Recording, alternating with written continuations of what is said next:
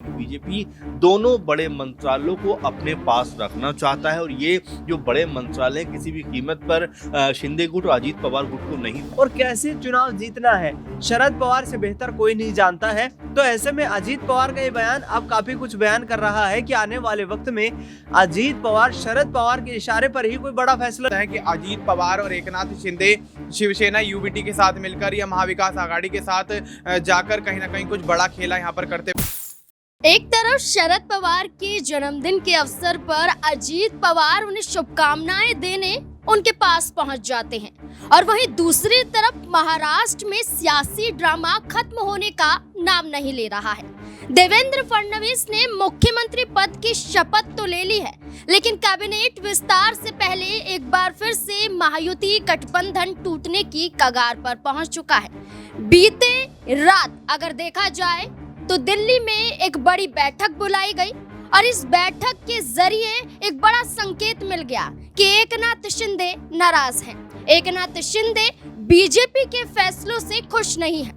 एकनाथ शिंदे दिल्ली नहीं पहुंचे, अजीत पवार दिल्ली चले जाते हैं। गृह मंत्री अमित शाह और भाजपा अध्यक्ष जेपी नड्डा से मुलाकात करने के लिए मुलाकात भी होती है, बैठक भी होती है, लेकिन एकनाथ शिंदे क्यों नहीं मौजूद होते हैं? क्या एकनाथ शिंदे फिर से बीजेपी का महाराष्ट्र में खेल बिगाड़ते हुए नजर आएंगे?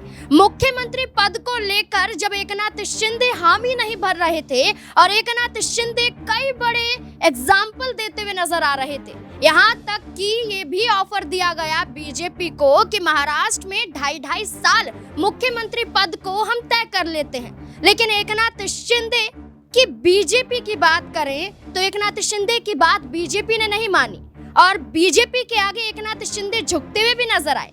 लेकिन अब एकनाथ शिंदे झुकने के लिए तैयार नहीं है, बल्कि बीजेपी पर दबाव बनाते हुए नजर आ रहे हैं। क्या होगा महाराष्ट्र में? क्या बड़ा खेल होने वाला है? क्या एक बार फिर से कुर्सी पर संकट मंडराने वाला है? क्या देवेंद्र फडणवीस जो मुख्यमंत्री पद को लेने के लिए एकनाथ शिंदे से मुलाकात कर सकते हैं, क्या एक बार फिर से देवेंद्र फडणवीस एकनाथ शिंदे को मनाते हुए नजर आएंगे? क्या फॉर्मूला तय होगा महाराष्ट्र में? कई सवाल जुड़ जाते हैं। सवालों के जवाब लेंगे। न्यूज रूम में मौजूद है अमन सर, मेरे साथ मौजूद है। सर, आपका पहले तो बहुत बहुत स्वागत है। सर, महाराष्ट्र में दिन बीत रहे हैं, लेकिन महायुति गठबंधन में आपसी सुलह नजर नहीं आती है। दिल्ली में बैठक होती है, बैठक में एकनाथ शिंदे नहीं पहुंचते हैं। क्या मान लिया जाए कि एक बार फिर से एकनाथ शिंदे बीजेपी पर हावी पड़ रहे हैं? देखिए, पहली बात तो यह है नाज़मीन की लगभग 2.5 से लगभग 3 सप्ताह मान के चलिए कि यहाँ पर अगर देखा जाए तो जो चर्चाएं हैं वो लगातार हुई तो है। मुख्यमंत्री बनाने को लेकर भी आपने देखा 2 सप्ताह तक माथापच्ची होती रही, लगातार आपस में बातचीत हुई, लेकिन तनातनी का माहौल भी देखने को मिला और यहाँ तक देखने को मिला कि शिंदे मानने को राजी नहीं थे कि देवेंद्र फडणवीस मुख्यमंत्री बने। खैर, बीजेपी ने उनको दिल्ली बुलाया, बातचीत हुई और आखिरकार देवेंद्र फडणवीस के नाम पर मुहर लग गई। उसके बाद शपथ ग्रहण समारोह हुआ। लेकिन अभी भी आप देखिए तो यहाँ पर जो मंत्रिमंडल का विस्तार होना चाहिए, गठन होना चाहिए, उसके ऊपर अभी भी आम सहमति नहीं बन पा रही। आप देखिए, कभी जो है अजीत पवार दिल्ली आते हैं, कभी देवेंद्र फडणवीस दिल्ली आते हैं, तो कभी शिंदे से अलग मुलाकात होती है बीजेपी के अध्यक्ष द्वारा। तो ये सब चीजें बताती हैं कि अभी भी जो मामला है वो सुलझा हुआ नहीं है। आप देखिए, लगातार 2 बड़े मंत्रालय, यानी कि हम लोग पहले भी चर्चा करते रहे कि जो शिंदे गुट है वो हमेशा से ये बात कहता रहा है कि भाई जो गृह मंत्रालय है, जो होम मिनिस्ट्री है, वो हमारे पाले में आनी चाहिए। इसके अलावा हम देखें तो यहाँ पर जो दूसरा बड़ा मंत्रालय है जिसको हम राजस्व मंत्रालय कहते हैं, वो भी कहीं ना कहीं अजीत पवार और शिंदे गुट लगातार मांग करते रहे। तो ऐसे में बीजेपी की तरफ से लगातार इस तरह की अब खबरें निकल के सामने आ रही है कि बीजेपी दोनों बड़े मंत्रालयों को अपने पास रखना चाहता है और ये जो बड़े मंत्रालय किसी भी कीमत पर शिंदे गुट और अजीत पवार गुट को नहीं देना चाहते। नाइंसाफी नजर नहीं आती। सीएम पद भी आपने रख लिया, अब बड़े विभाग भी आप रख रहे हैं। जी बिल्कुल, और यही बात लगातार जो दोनों दल हैं वो शायद देखते हुए नजर आ रहे हैं। और आप देखिए, आज शरद पवार का जन्मदिन भी है, उस मौके पर अजीत पवार उनके पास में पहुंचते हैं, बल्कि उनके साथ में तमाम पार्टी के जो विधायक है वो भी उनके पास में पहुंचते हैं। और देखिए, हर जो चीज होती है वो सांकेतिक तौर पर कहीं ना कहीं दिखाई जाती है राजनीति में। और यहाँ पर भी देखने को मिल रहा है कि जिस तरह से जो अजीत पवार शरद पवार के पास में पहुंचे हैं, कहीं कोई संदेश देना तो नहीं चाहते। वहीं शिंदे गुट भी अभी नाराज़ है, पूरी तरह से ऐसा लग रहा है कि बीजेपी ने जो उनसे वायदे किए हैं, बीजेपी अपने वायदों पर खरा नहीं उतरी, क्योंकि पहले ही खबर सुनने को मिली थी कि भाई गृह मंत्रालय पे लगभग शिंदे गुट की को मिल गया है, मोहर लग गई। लेकिन अब जिस तरह से खबर निकल कर सामने आ रही है कि भाई गृह मंत्रालय जो है शिंदे गुट को नहीं दिया जाएगा, बीजेपी अपने पास रख सकती है। तो ये तमाम जो कारण है, तमाम जो बिंदु हैं, इसको लेकर जो चर्चा है वो लगातार हो रही है। और देखिए 14 तारीख को कैबिनेट की का गठन होना है,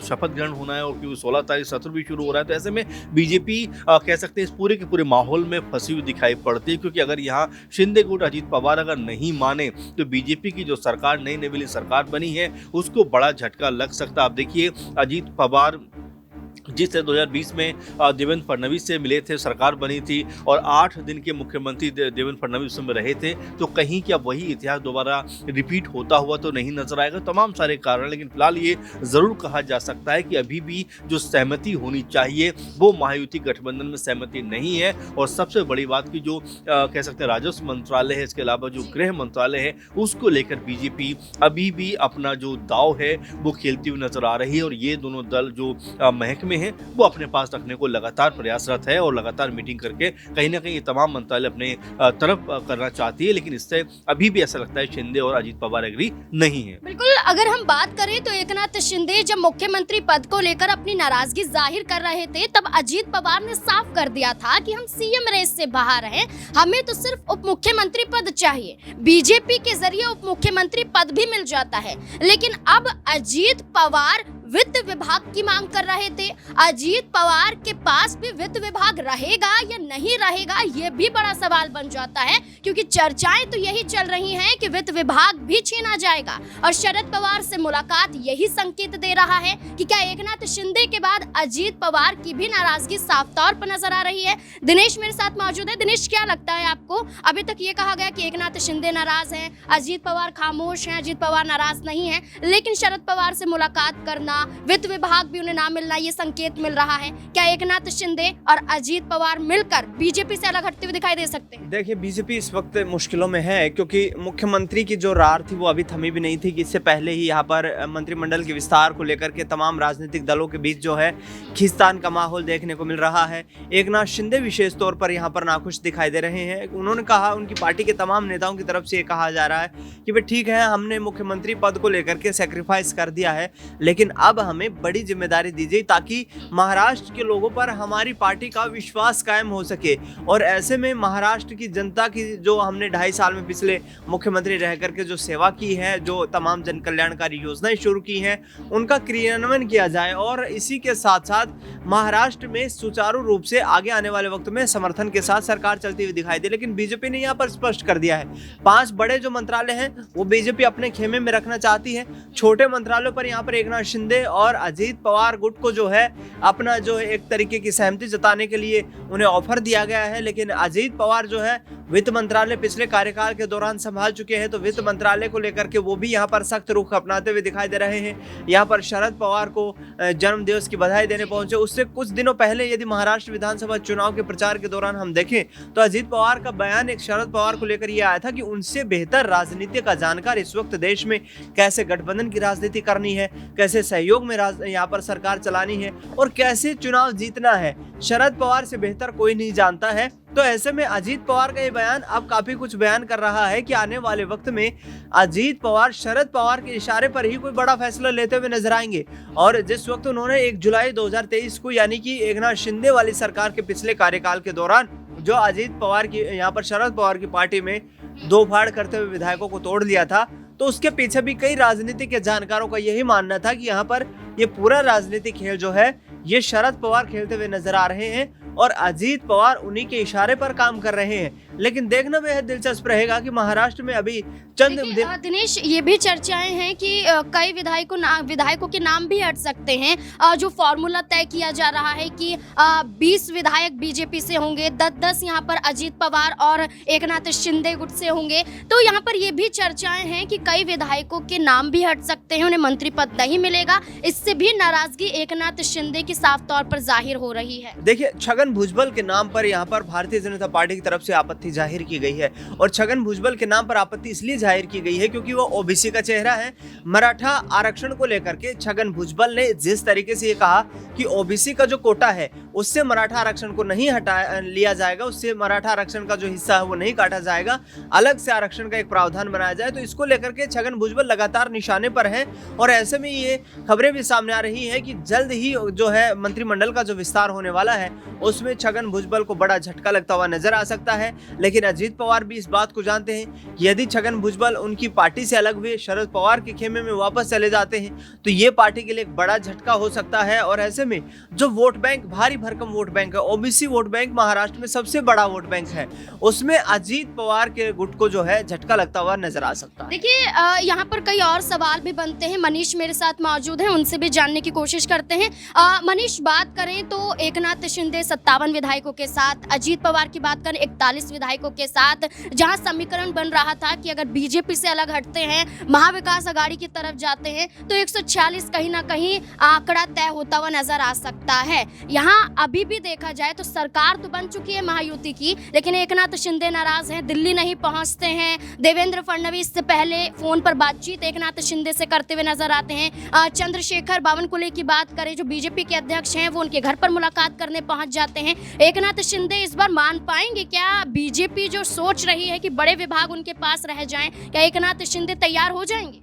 देखिए, बिल्कुल नाज़मीन, यहाँ पर देखा जाए तो जब पुरानी सरकार में थे, एकनाथ शिंदे मुख्यमंत्री थे, तब भी देखा गया था किस तरह से भारतीय जनता पार्टी ने सभी बड़े मंत्रालय अपने खेमे में रखे थे। और अब वही चीज़ें यहाँ दोबारा दोहराई जा रही हैं भारतीय जनता पार्टी के द्वारा। अब आप एक तरफ मुख्यमंत्री बनने की बात करते हैं, एक तरफ आप गृह मंत्रालय, वित्त मंत्रालय जैसे बड़े विभाग अपने पास रखने की बात करते हैं। तो ये सरासर यहाँ पर एकनाथ शिंदे के साथ नाइंसाफ़ी भारतीय जनता पार्टी द्वारा की जा रही है। वहीं अजीत पवार की बात करें तो राजस्व मंत्रालय और वित्त विभाग की मांग वो भी करते हुए नजर आ रहे हैं। तो देखा जाए तो दोनों ही गुट कहीं ना कहीं जिन विभागों की मांग करते हुए नजर आ रहे हैं, भारतीय जनता पार्टी उनकी तमाम मांगों को यहाँ पर सिरे से नकारती हुई नजर आ रही है। और अब जिस तरह से आप यहाँ पर अजीत पवार की और शरद पवार की मुलाकात की बात करती हैं, तो आज जैसे कि आपने, जैसे हमारे सहयोगियों ने बताया कि आज शरद पवार का जन्मदिवस है, तो जन्मदिवस की बधाई तो देने गए हैं, लेकिन यहाँ पर और भी क्या चर्चाएं हुई हैं, वो एक बड़ा सवाल यहाँ पर उठता हुआ नजर आ रहा है। क्योंकि देखा जाए तो लंबे समय से महायुति के अंदर जो निरंतर फूट चलती हुई नजर आ रही है, उसके तहत कहीं ना कहीं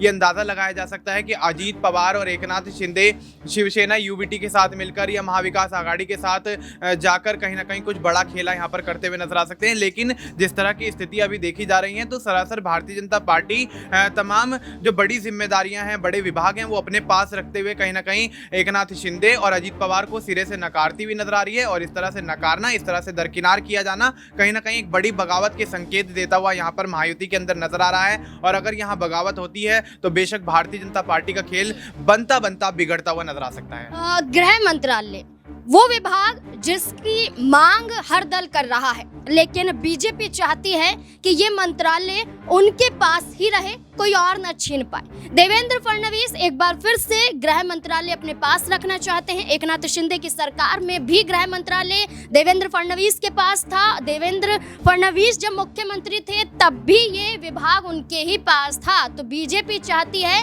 कि ये विभाग कोई उनसे छीन ना पाए। जितनी नाराजगियां हैं, इन नाराजगियों को दूर किया जा सकता है, लेकिन गृह विभाग नहीं दिया जाएगा।